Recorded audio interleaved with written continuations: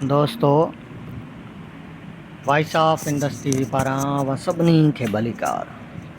आऊं आहियां अवांजो पंहिंजो अली नवाज़ आरी सर। दोस्तों, ॻाल्हियूं किताबनि जूं सिलसिले हेठि अॼु असां सिंधी ॿोलीअ जे मशहूरु शाइर बाजी फ़क़ीर जी शाइरीअ जो जाइज़ो पेश कंदासीं। बाजी फ़क़ीर जो कलाम शाह साईंअ जे पारखू नाले वारे मौक़िक़, नक़ाद, लेखक, शाइर उस्ताद लिगारी तरतीब ॾिनो आहे। उस्ताद लिगारी जे क्रेडिट ते हूअं त ॿिया केतिरा ई कम आहिनि, पर हुनजो शाह साईंअ ते वॾे में वॾो कमु आहे, जंहिंमें शाह साईं जा दास्तान, शाह साईं जी शाइरी जो सराइकी में तर्जुमो, डाटकी में तर्जुमो, शाह लतीफ़ जो रिसालो तशरीह समेत, कुलियात बाजी, ॿिया खोड़ सारा ऐं ताज़ो संदसि किताब मागन ऐं मकाननि ते पिणु आयो आहे। बाजी फ़क़ीर ज़िले सांगढ़ जो सुठो शाइर हो ऐं आऊं चाहियां थो त असां हिन प्लेटफार्म तां सिंध जे उन्हनि शाइरनि खे यादि करियूं, उन्हनि माण्हुनि खे यादि करियूं, उन्हनि किताबनि जूं ॻाल्हियूं करियूं जिन किताबनि जो समाज ते कंहिं न कंहिं हवाले सां असरु पियो हुजे, असरु रहियो आहे। ऐं हूअं बि शाइरी जो दुनिया जे हर क़ौम ऐं हर समाज ते वॾे में वॾो असरु रहियो ई रहियो आहे। शाइरी रूह जी मीरास आहे ऐं शाइरी इंसान जे इज़हार जो ज़रियो हूंदी आहे। सिंध त आई शाइरीअ जी सरज़मीन ऐं सिंध जो फितरियो सन तख़लीक़कार आहे। तॾहिं त सिंध जे हर ॻोठड़े मां तख़लीक़ जा सलाह फुटंदा रहनि था। कहिड़ो बि दौर हुजे, कहिड़ियूं बि हालतूं हुजनि, पर सिंध पंहिंजी कुख मां हमेशह ख़ूबसूरत तख़लीक़ खे जनमु ॾिनो आहे। पोइ उहा तख़लीक़ इंसान जे रूप में हुजे या वणनि, ॿूटनि, गुलनि, गुलज़ारनि जे रूप में, हुस्न जे रूप में हुजे या अदब जे रूप में, सिंध हर रूप में सॿाझड़ी रही आहे। ऐं उन सॿाझड़ी सिंध में बाजी फ़क़ीर लिगारी जहिड़नि माण्हुनि जो जनमु यकीनन स्वाभाविक आहे। बाजी फ़क़ीर लिगारी सिंध जो क्लासिकल शाइर थी गुज़रियो आहे। हिन काफ़ियूं, बेत, सेरफियूं, ॾोइड़ा, हुसैनी ॾोइड़ा, वहदत वारा बेत, मौलूद शरीफ़, मद, सिंगार जा बेत, ससुई जा 30 ॾींहं ऐं ॿियो कलाम चयो आहे, जंहिंखे सहेड़े समेटे नाले वारो मौक़िक़ उस्ताद लिगारी कुलियात बाजीअ जी सूरत में असांजे साम्हूं आंदो आहे, जंहिं लाइ हू जस लहणे।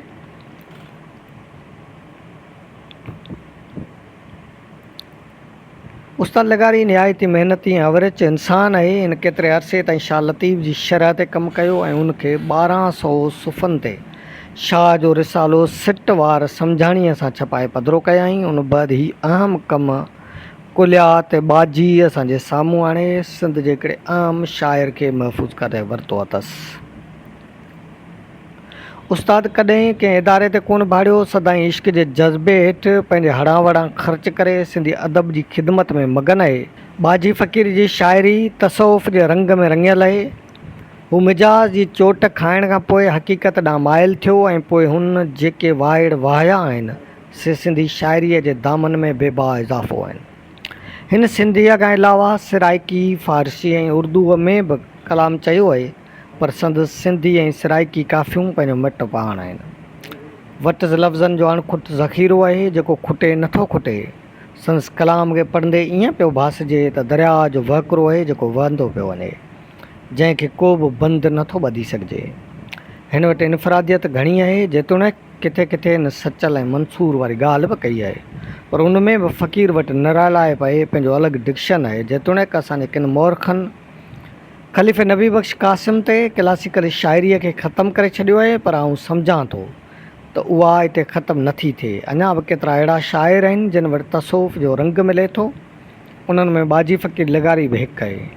इन हवाले सां उस्ताद लिगारी मुक़दमे में लिखियो आहे त फ़क़ीर खे मिजाजी मोहबती चोट लॻल हुई, जंहिं फ़क़ीर खे हक़ीक़ी इश्क जी चाड़ीअ ते चाढ़े छॾियो। अहिड़ी रीत ते यकतारो बि खयाईं, कलाम जोड़ियाईं ऐं उहो ॻायाईं।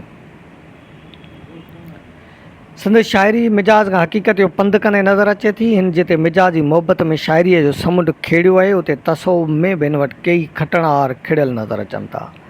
वटि ॿोली जेतोणीकि सादी आहे, पर इज़हार जो तरीक़ो निरालो ऐं वणंदड़ आहे। इश्क जी जंहिं मंज़िल ते उहो बीठल नज़र अचे थो, उन जी बुलंदीअ खे हिननि ॿिनि सिटनि में सम्झी सघिजे थो।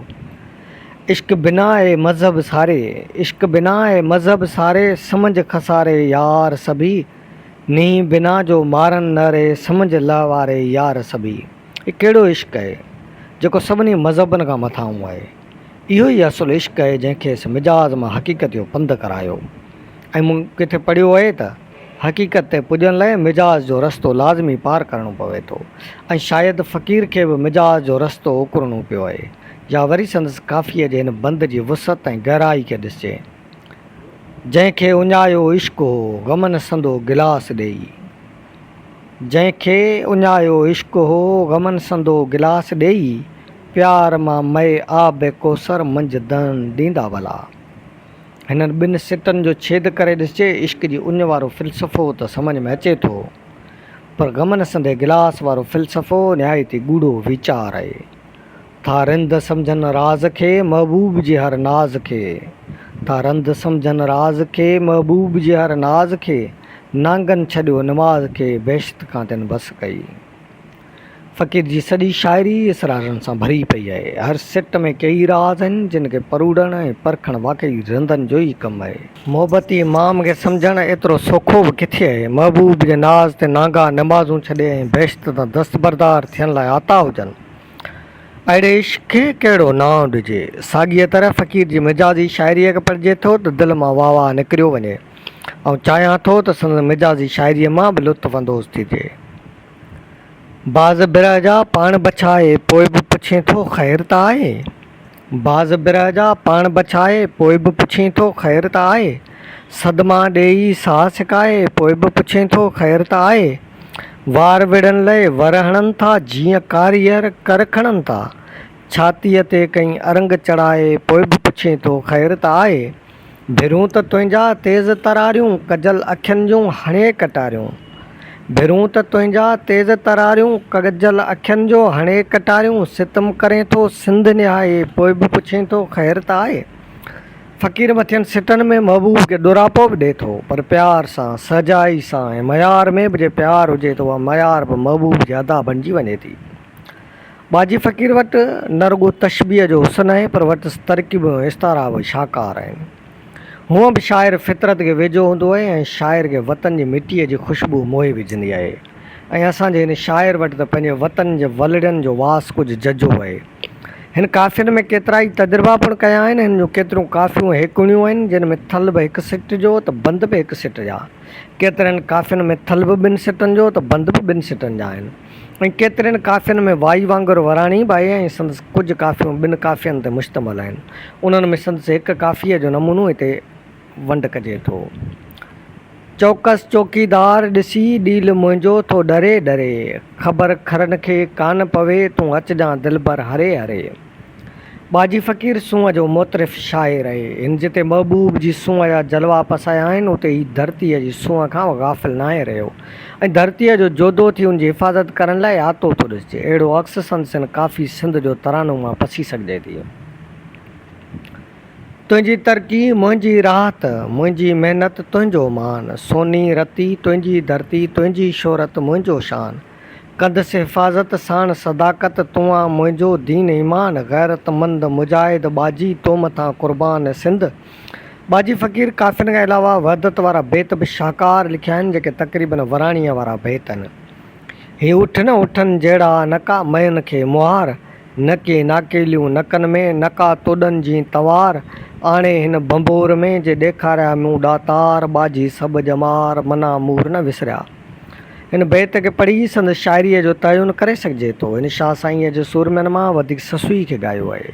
इहो संदसि मुशाहिदाती अखि जो ई कमाल आहे जो ससुई जे ॾुखनि ॾाखड़नि हिन खे वधीक सतायो हूंदो, छाकाणि जो बाजी फ़क़ीर सिंध जो मारू माण्हू हो जंहिं न रुॻो पाण ॾुख सठा हूंदा पर हिन त सॼी सिंध जे ॾुखनि खे पंहिंजनि अखियुनि सां ॾिठो हूंदो। हिन जी सॼी शाइरी सोन आहे, उन ते ॻाल्हाइजे त अलाए केतिरा कागरकारा थी सघनि था, पर आउं चाहियां थो त पढ़ंदड़ ख़ुदि संदसि शाइरीअ खे पढ़नि ऐं हुनजो पाण ई तयन कनि त वधीक बहितरु रहंदो। कुलियात बाजी खे चइनि भाङनि में विरायो वियो आहे, उनजी तरतीब सिटाव बहितरीनु रखियो वियो आहे जीअं पढ़ंदड़नि खे सम्झण में आसानी थी आहे। कुलियात बाजी कविता पब्लिकेशन पारां छपियो आहे, जेको सिंध जे हर स्टॉल ते मौजूदु आहे ऐं सिंध जे हर माण्हूअ खे संदसि शाइरी पढ़ी उन मां लुत्फ़ वठणु घुरिजे। दोस्तो, अॼु असां वञे अॻियां पेश कयो कुलियात बाजी जो इब्यास, जेको यकीनन अव्हांखे पसंदि आयो हूंदो। हाणे अव्हां पंहिंजे मेज़बान अली नवाज़ आरी सर खे ईंदड़ हफ़्ते जे लाइ ॾींदा इजाज़त। सिंध सलामत, साथ सलामत। दोस्तो, असांजी वीडियो पसंदि अचे असांजे हिन channel voice of Indus TV खे लाइक शेयर ऐं सब्सक्राइब करण सां गॾु बेल आइकन खे ज़रूरु क्लिक कजो ऐं असांजे प्रोग्रामनि खे ॿुधंदा रहिजो ऐं असांजो साथ ॾिजो। अव्हां सभिनी जी महिरबानी।